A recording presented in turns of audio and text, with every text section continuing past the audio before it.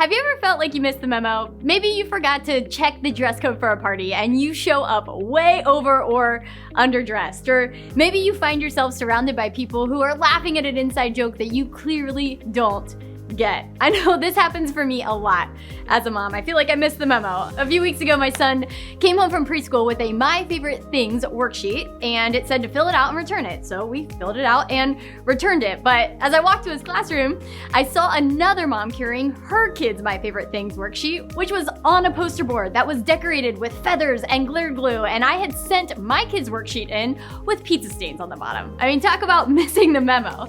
And it can be easy to feel like others have it all together. They get the inside joke, they've gotten the memo, they look like they understand, and we're just on the sidelines trying to keep up. Have you ever felt that way? I know that I have, and I'm not the only one. The people who followed Jesus had similar experiences when they felt like they didn't quite fit in.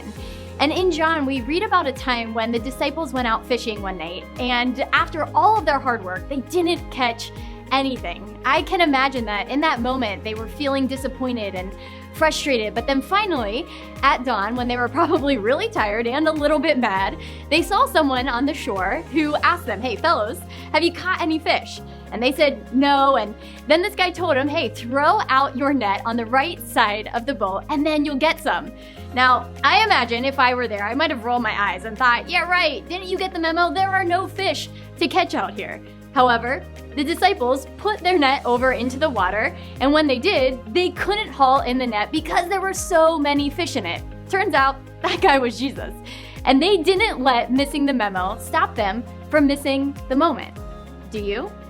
I think sometimes we get so stuck in our own fear and disappointment of feeling alone or under-resourced or unequipped that we allow ourselves to stop instead of moving forward into the purpose that God has for us.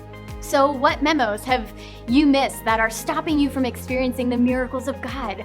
What doubts are telling you that you can't and you'll never? Where are you overanalyzing what you don't have instead of focusing on what you do have?